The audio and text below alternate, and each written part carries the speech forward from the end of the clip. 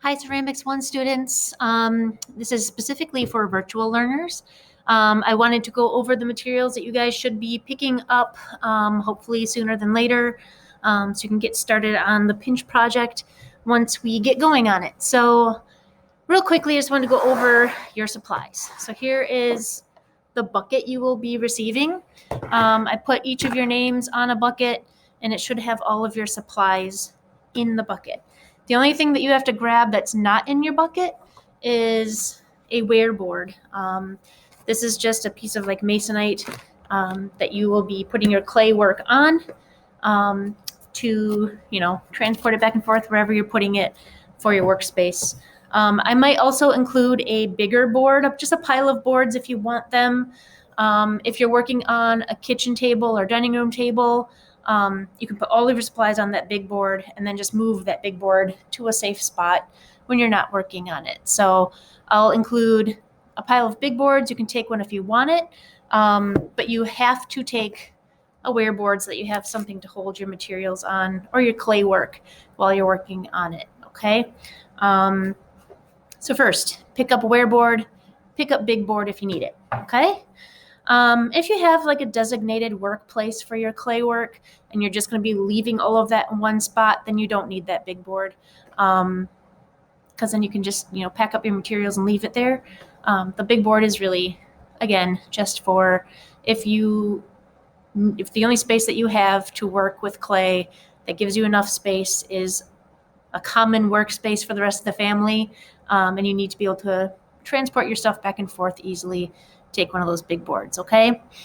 The other thing I'm including is a garbage bag. This is thicker plastic. You'll use this to cover up any work that's in progress that you're still going to go back and work on. As you probably know from working with clay in the past, if you leave it out exposed to air, it will dry and you will not be able to work back into it.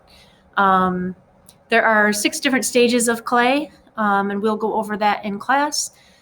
Once it becomes bone dry, which is that chalky white stage, you really can't do much with it at that point. You want to keep it in the plastic stage or in the leather hard stage to keep it workable. And that's where this comes in handy, because if you wrap it up really tight with this, you might even want to like spray some water in it or splash some water into the bag, wrap it up real tight to keep the moisture content consistent, okay? So garbage bag, wear board, big board if you need it. I gave you guys a bag of tools. I'll go over these real quick. So this is a brush just for applying your slip, and I will put on a video of how to make your own slip. I'm not providing you slip because you guys can make it yourself, and I think it's a good thing to know how to do, so if you need more slip, you can make your own.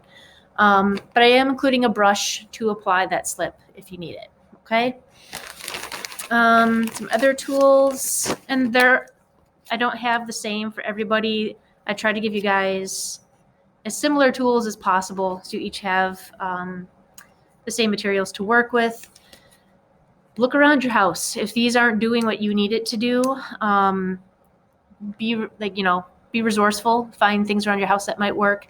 You'll be amazed at what you can find in your kitchen. If you might need to ask permission from your parent or guardian if you can use the stuff from the kitchen, but you'll find a lot of stuff in the kitchen that you can use as tools for ceramics. So first one is this molding tool. Some of you might have plastic ones. Most of them are wood. They're not all this size. They're not all this shape, but this wood tool, I find especially like just this edge here, this rounded edge of a wood tool is really helpful. So that something like this should be included in your tool bag. This is a loop tool. It's used for kind of carving away clay, so you can kind of dig in and pull clay away. It's really nice if you need to get big chunks kind of carved away. I didn't include a smaller one, and the small ones are really nice for like fine detail carving. But there is a way to make your own loop tool out of paper clips. So if you want a loop tool that is smaller and more like for fine detail, let me know and I can put together a video of how to take a paper clip, bend it into the shape that you want it to be, and attaching it to some sort of dowel, whether it's a pencil or whatever you have at home. But this is the type of loop tool I'm providing you guys.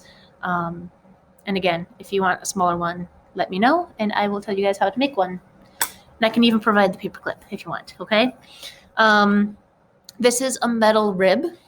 This is oftentimes used for when you're throwing on the wheel, but it's also really handy for hand building materials, or when you're hand building ceramic pieces, in that sometimes when you're building, especially like coil built pieces, even pinch pots, a lot of times it turns out kind of lumpy and you don't like the surface, you want it to be smoother. These ribs are great for just kind of like shaving off and reshaping, or shaving off the surface of your pot and kind of smoothing out that surface. So that's generally what this is used for. Very handy. I included one of these ceramic knives, really just for cutting slabs and things like that. There might also, some of you might get a butter knife instead. I didn't have enough of these for everybody, but this works the same as a butter knife. So if you have a butter knife at home that you prefer, you can use that as well. But one of these should be in there. And then this is a needle tool. I put tape on there so you didn't stab yourself when you're digging around in the tool bag, but I suppose you're gonna have to take it off anyway. Really, it's just a very fine point needle tool. It helps with scoring. So when we're attaching pieces, you have to score and add slip. So those two pieces of clay join together really well. So this works really well for that. So just scratching the surface. You can also use this for carving purposes. There are tools that are better for carving, but if you're looking for really fine detail, this works really well. I use this a lot. So that's kind of your tool bag.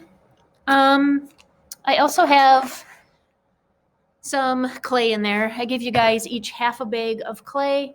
When you're getting low on your clay, let me know and I will provide you with more. Just this is a good start to start out with that much clay. I didn't want you guys to have to carry, 25 pounds of clay home. So I'm trying to give you a little bit at a time, enough to get you going through at least one or two projects. But again, let me know when you're running low and I will give you more, okay? And then last but not least, the bucket itself, there is purpose other than just carrying your supplies. You do not want to wash any clay remnants down your sink. The dust that's left on your hand is okay, but if you have clay chunks on your hands, rinse it off, fill this up with warm water so it's nice on your hands. Put your hands in the bucket, wash off any big chunks of clay. You can let that clay settle to the bottom. And then slowly dump out the water on top. You just don't want those big chunks of clay going down your drain because it can cause plumbing problems. If you're really worried about, dumping that top layer of water after that clay is settled in the bottom, it is clay. It's natural material. You can even dump it in your backyard and it'll just work itself into your clay over time, or into your soil over time. So just make sure that you are not washing clumps of clay down your sink. That's why I gave you the bucket, that you're not clogging up your plumbing and causing major problems at home. If you have any questions about these things, let me know. There will be more supplies coming your way. Still waiting on supplies coming from semester 1 or term 2. So you guys will eventually be getting a rolling pin and some slats so that you can roll out some slabs for the slab projects, but those are further down the road in the term. So I figured we'll start out with this, since we'll be doing pinching and coiling first. And once I receive those materials enough for everybody, I will let you know that you can come pick them up. And if push comes to shove and you can't pick up the materials for whatever reason, if it's difficult for your family to get here to pick it up, again, let me know what's going on. I can drop it off for you. That's not a big deal. I did it all last term for lots of students who couldn't get here to pick up their supplies. I would rather you let me know what's going on and I can get you your supplies so that you can work, rather than waiting weeks until you can start and then you feel like you're really far behind, okay? So let me know what's going on. We'll make sure you get your supplies, and keep an ear out for when those other supplies come in and are ready for you to pick up, okay? Again, let me know if you have any questions. I'm happy to help. And have fun. I hope this will be a good term. I promise.